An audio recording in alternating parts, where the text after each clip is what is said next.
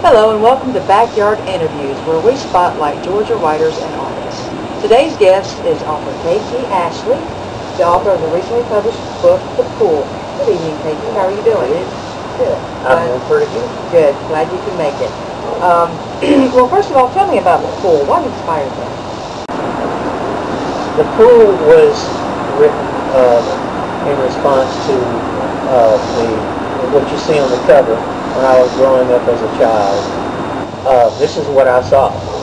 My friends, my black friends in the late 60s and middle 70s would be on the other side of the fence of the city pool.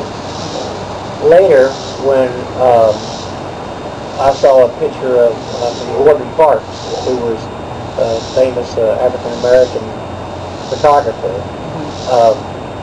he did another portrait, and he saw what the black children saw, which was exactly opposite. They looked through the fence, looking into the pool, which in this particular instance was a playground. I was looking from the pool at my friend and talking with my friends through the fence on the other side. Okay. So this is from personal experience? Absolutely.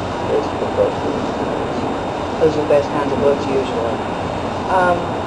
So how long have you been writing and what started you writing? I started writing probably when I was about in the 4th grade.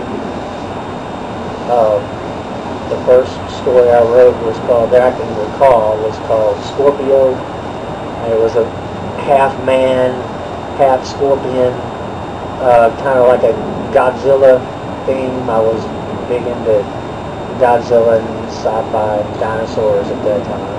Yeah. And I remember in the 4th grade our teacher had us compose that. I remember before that I did do some minor writing, but that's really when I started.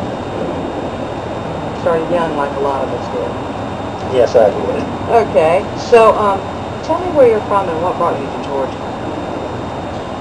Originally, I'm from Plain Dealing, Louisiana, Okay. which is near Shreveport. Plain Dealing didn't have a hospital at that time, so I was born in the city. And we moved when I was probably about 3 or 4 to Houston, and then to East Texas. We lived in East Texas most of the time, up until I was back into high school. And then I moved back to South Louisiana, north of New Orleans, which would be Slidell, Louisiana, north of the lake. So what brought you to Georgia? We came to Georgia for an opportunity for my wife's work. We had family here, and so we decided to come on. We hadn't been here yet. Both of us are veterans. I'm Navy, submarine. She's Army and served in MASH unit in Europe. Really? Right. And so we were able to just pick up and say, well, we hadn't been there yet, so let's go ahead and try that out. Okay, how do you like Georgia? It's hot, today. Definitely. But Louisiana, South Louisiana is awful hot as well. There's not as much humidity here, but it's pretty good. We find things to do. I do miss as all cultural folks might, I do miss my food. So, but as a chef, I'm able to take care of that a lot myself. Oh, so you have experience as a chef too? Yes, I worked did my apprenticeship under Chef Chris Caragorgio, which was one of the north of New Orleans. He was one of the well-known New Orleans chefs, and later on became the executive chef myself in several different restaurants throughout Louisiana and even New England states. Oh, nice. I imagine that would make for some interesting stories too. Now, how would you describe your writing? My writing has to do with historical fiction. I'm very interested in history. I studied quite a bit of art history and world history and some religious histories, aspects of that. during my multiple years in college. I've been to several universities and trying to get my degree for several years when I had gone back later on as a student, as an older, non-traditional student, older student. So what are you currently working on, Mr. Ashely? Currently I'm working on two short story books. One is called Stray, and other stories of life on edge.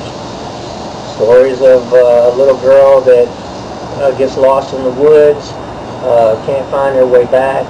And then there's another story of a veteran with PTSD after he returns from the war in Grenada. There's happier stories in there. One about a little girl and her grandmother who took her grandfather. He's coming home for lunch from the fields and expecting his favorite meal, and well, I'm not going to tell the rest of it.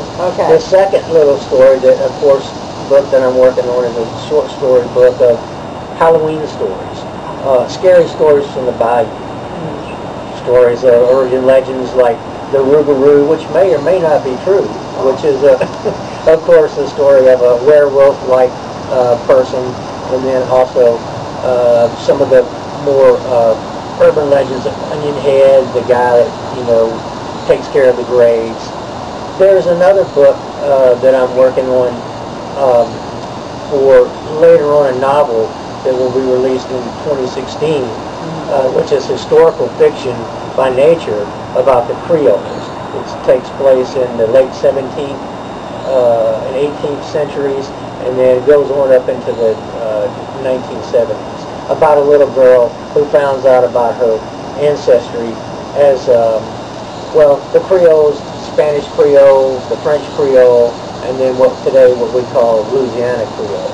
It's another book, something like the Pool, about the history of race and where we've come at this time with that. Wow, you definitely are busy, and you have a vivid imagination, apparently. That's just great. I understand you're going to be at the Decatur Book Festival Labor Day weekend. Yes, we'll be there, and I'll have, hopefully I have all three of those books. There's two short story books and the Pool, of course, there. We'll be there with the Decatur Writers Collaborative. We are a writers group of people in the Decatur area that have come together. We become quite the family. We help each other share information, help each other get how to get published, and also promote the written word. Okay, great. Well, is there anything else you would like to add? The only thing I'd like to say is that over the years that I've been in several universities trying to, work on my degree in one or another. I've been a chef. I've worked in the woods. I'm a lobster fisherman. All over these years, I've always had this dream of making some type of art, and also always wanted to write. I would say to people, don't give up on what you want to do, because the path that you follow, the path that you go down, will actually lead to where you need to be and where you're going to go. That's what happened with the Pool, got me started with that. I have so many stories, and if you keep going down that path, you'll also be able to find your way to your absolute goal. Very wise words, Mr. Ashely. Well, I appreciate your making the time to come and pay us a visit, and hope you have a lovely evening. Thank you so much. We appreciate it. We hope you enjoyed this interview. Please be sure to stay tuned for future episodes. Thanks.